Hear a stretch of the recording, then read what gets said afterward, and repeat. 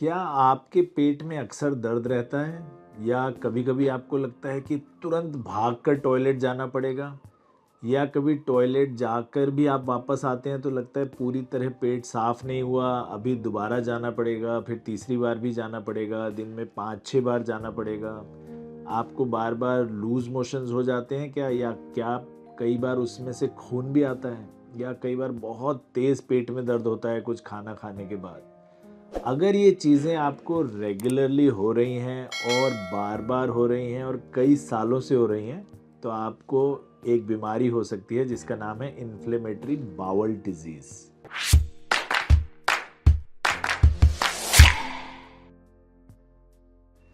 नमस्कार, मैं हूं doctor Shuchin Bajaj, founder director Ujala Cygnus group of hospitals और आज हम बात करेंगे इन्फ्लेमेटरी बाउल डिजीज़ेस के बारे में।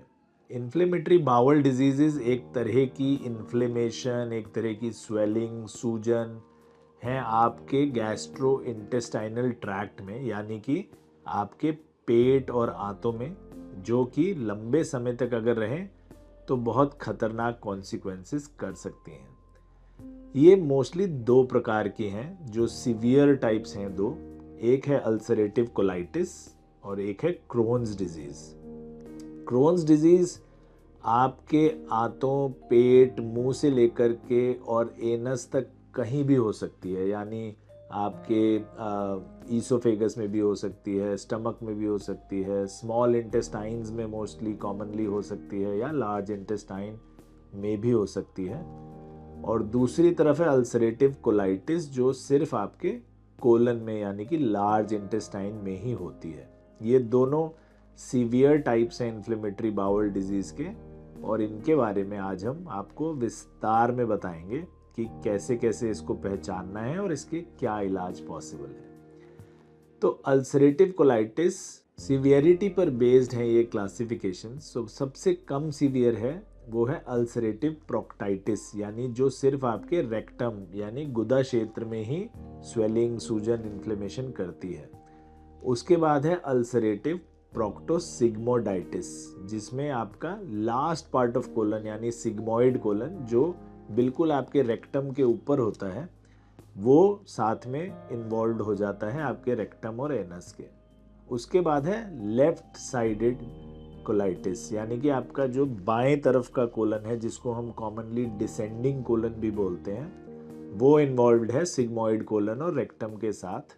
और फाइनली है पैन कोलाइटिस, जिसमें आपका पूरा का पूरा लार्ज इंटेस्टाइन, जिसमें असेंडिंग कोलन, ट्रांसवर्स कोलन और डिसेंडिंग कोलन, साथ में सिग्मोइड कोलन, रेक्टम सभी आ जाते हैं, यानी पूरा का पूरा जो आपका लार्ज इंटेस्टाइन है वो इन्वॉल्व हो जाता है।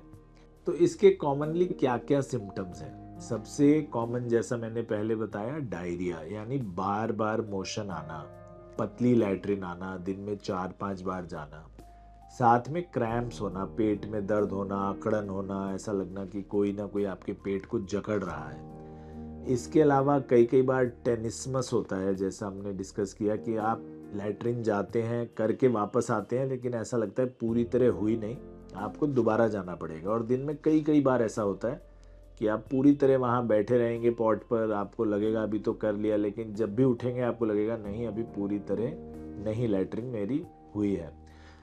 चौथा है सडनली अर्ज होना, कि आप बैठे हैं किसी मीटिंग में हैं, काम में, आपको सडनली लगे नहीं मुझे इमीडिएटली टॉयलेट जाना ही पड़ेगा वरना बीच में निकल जाएगा। तो ये कॉमन सिम्टम्स हैं जो शुरुआती सिम्टम्स हैं। जब ये सीवियर होने लगता है तो इसमें सीवियर सिम्टम्स में खून आना शुरू हो जाता है, कई बार लैट्रिन के साथ आपकी लैट्रिन की जो फ्रीक्वेंसी है, पॉटी जाने की फ्रीक्वेंसी, वो बहुत बढ़ जाती है, 3-4 बार की जगह 8-10-15 बार जाना पड़ता है। क्रैम्प्स बहुत सीवियर हो जाते हैं, डिहाइड्रेशन होने लगता है, फटीग होने लगता है, शरीर बिल्कुल थका थका लगता है, कोई काम नहीं कर पाते हैं। और 25% केसेस में ये इन्फ्लेमेशन और बॉडी पार्ट्स में भी फैल जाता है, यानी जॉइंट्स में फैल जाता है, तो जॉइंट पेन्स होना, जॉइंट इन्फ्लेमेशन, स्वेलिंग, आँखों में चला जाता है, आँखें लाल होनी शुरू हो जाती हैं, रेड आइज़, इची आइज़, लगातार उसमें से आंसू बहते रहते हैं। और स्किन पर भी आपके अल्सर्स, बम्प्स और बहुत सारे और सिम्टम्स आ सकते हैं। तो ये बहुत सारे और ऑर्गन्स में भी फैल सकता है सीवियरिटी बढ़ते बढ़ते बढ़ते। तो हमें बहुत ज़रूरी है कि हम इसको जल्द ही पकड़ लें और इसको जल्द से जल्द इलाज करें ताकि ये बाकी बॉडी में ना फैल पाए। तो इसके कारण क्या है? इनमें यूजुअली क्या होता है, हमारी बॉडी ही अपने आप को ही अटैक करने लगती है, अपने आप ही ये लड़ाई करने लगते हैं। हमारी बॉडी सोचती है कि जो हमारे कोलन के सेल्स हैं वो कहीं बाहर के हैं, तो यूजुअली जो इन्फेक्शंस के साथ लड़ाई होती है वो बॉडी अपने साथ करने लगती है। और इस ऑटोइम्यून के कॉजेज़ या इसकी ट्रीटमेंट बहुत क्लियर अभी तक हम नहीं कर पाए हैं, बट कुछ चीज़ें हैं जो आपको ज़्यादा प्रीडिस्पोज करती हैं। ज़्यादातर ये बीमारियां 15 से 35 साल के बीच में आनी शुरू हो जाती हैं, दिखनी पहली बार शुरू हो जाती हैं, तो यंगस्टर्स में ज़्यादा होती हैं। वाइट गोरे लोगों में, कॉकेशियन लोगों में, जो डेवलप्ड कंट्रीज़ में रहते हैं उनमें ये ज़्यादा होती हैं। इंडियंस में, अफ्रीकन्स में बहुत कम होती हैं। अगर आपकी जेनेटिकली प्रीडिस्पोज्ड है, यानी कि आपके फैमिली में किसी को है, तो भी आपको होने के चांसेस ज़्यादा हैं। बाकी आपके लाइफस्टाइल डिसऑर्डर्स भी इसको अफेक्ट करते हैं, जिसके बारे में हम आगे के वीडियोस में डिटेल में बात करेंगे। तो इसका पता कैसे किया जाए कि अगर आपको जो ये सिम्टम्स आ रहे हैं ये इन्फ्लेमेटरी बाउल डिजीज़ ही है या कोई नॉर्मल इन्फेक्शन है? सबसे पहले तो डॉक्टर से मिलना ज़रूरी है। अगर ये लंबे टाइम तक चल रहा है, अगर आपको बार बार हो रहा है, लंबे टाइम तक हो रहा है, तो अपने डॉक्टर से ज़रूर मिलें। वो फिज़िकल एग्जामिनेशन करेंगे, आपकी हिस्ट्री लेंगे, आपके फैमिली हिस्ट्री लेंगे, जिससे उनको क्लियर होगा कि एग्जैक्टली क्या प्रॉब्लम है। अगर उन्हें सस्पिशन होगा, शक होगा कि ये इन्फ्लेमेटरी बाउल डिजीज़ हो सकता है, तो सबसे पहले तो कुछ ब्लड टेस्ट रन करेंगे आपके लिए। ब्लड टेस्ट में देखेंगे कुछ इन्फेक्शन तो नहीं है या कोई और प्रॉब्लम तो नहीं है। साथ में स्टूल टेस्ट भी लिख सकते हैं, ताकि स्टूल में कुछ इन्फेक्शन या कीटाणु या पैरासाइट्स या वर्म्स दिखें। अगर वो सब नॉर्मल आता है तो कुछ इमेजिंग टेस्ट किए जा सकते हैं, जैसे बेरियम एनीमा हम करते हैं, कुछ और एक्सरेज करते हैं, हो सकता है सीटी स्कैन, एमआरआई भी आपको एडवाइस किए जाएं।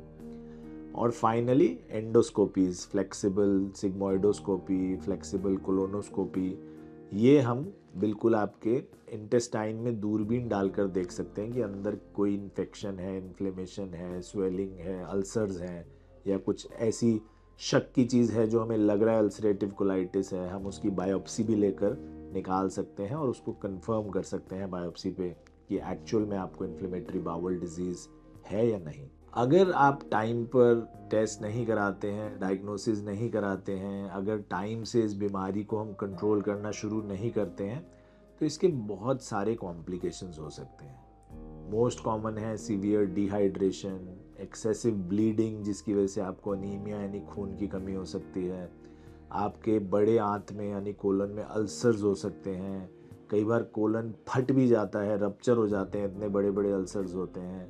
आपको कोलन कैंसर का रिस्क भी एक्स्ट्रा है अगर आप इसको कंटिन्यू करते हैं बीमारी के साथ और कंट्रोल नहीं कर पाते हैं। तो इसकी बहुत सारी बड़ी बड़ी कॉम्प्लिकेशंस हैं अगर हम इसको टाइम पर ट्रीट ना करें तो इसका इलाज कैसे किया जाए? इसके इलाज में देखिए मोस्टली 3 स्टेप्स हैं। सबसे पहला तो दवाइयाँ हैं, जो अगर जैसे ही आपका डायग्नोसिस बनेगा तो आपके डॉक्टर आपको लिखेंगे। इसमें मोस्ट कॉमन दवाई 5-AS से, जिसको हम बोलते हैं 5 अमाइनो सैलिसिलिक एसिड, वो बहुत कॉमनली दी जाती है और काफ़ी मरीजों को इससे काफ़ी आराम मिलता है। कुछ कॉर्टिकोस्टेरॉइड्स भी हम दे सकते हैं आपको स्वेलिंग कम करने के लिए। इम्यूनोमॉड्यूलेटर ड्रग्स दे सकते हैं, क्योंकि ऑटो इम्यून डिजीज़ है तो इम्यूनोसप्रेसेंट्स, इम्यूनोमॉड्यूलेटर्स हम कॉमनली देते हैं ताकि वो बॉडी आपके खिलाफ लड़ाई करनी कम कर सके। कुछ नई बायोलॉजिक्स हैं, जैसे स्मॉल मॉलिक्यूल ड्रग्स हैं, जेनस काइनेज इनहिबिटर्स हैं, वो नई नई दवाइयाँ हैं, वो भी बहुत सक्सेसफुली ट्राई की जा रही हैं और प्रिस्क्राइब की जा रही हैं, तो ये सब दवाइयाँ भी हम देते हैं। कुछ मरीजों में अनफॉर्चुनेटली दवाइयों से रिस्पांस कम आता है या नहीं आता है, तो उनमें सर्जरी की ज़रूरत भी पड़ सकती है। जहाँ बहुत ज़्यादा स्वेलिंग है, दवाइयों से रिस्पॉन्ड नहीं कर रहे, तो उसमें हम सर्जरी भी एडवाइस कर सकते हैं। इसमें डाइट का बहुत इंपॉर्टेंट रोल है। डाइट की प्रिस्क्रिप्शन फॉलो करना, उसको ढंग से पूरा समझना बहुत इंपॉर्टेंट है, और इसके बारे में हम एक नेक्स्ट वीडियो में आपको बहुत डिटेल में समझाएंगे डाइट के बारे में। जब आप नेक्स्ट वीडियो देखेंगे जिसमें हम क्रोन्स डिजीज़ के बारे में भी बात करेंगे और इन्फ्लेमेटरी बाउल डिजीज़ का डाइट से क्या रिलेशन है और क्या डाइट्स इम्पॉर्टेंट हैं उनको कंट्रोल करने के लिए, उसके बारे में आपको बहुत डिटेल में बताएंगे हम लोग। तो उम्मीद है इस वीडियो से आपको inflammatory bowel diseases, specially ulcerative colitis के बारे में काफ़ी जानकारी मिली होगी। तो आई कैन अंडरस्टैंड कि आपके बहुत सारे सवाल होंगे, क्वेश्चंस होंगे, तो ज़रूर इन सवालों को नीचे कमेंट सेक्शन में लिखें।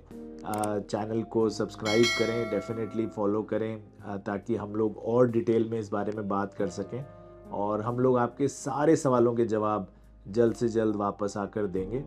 स्वस्थ रहें, मस्त रहें, मिलेंगे जल्द ही नेक्स्ट वीडियो में।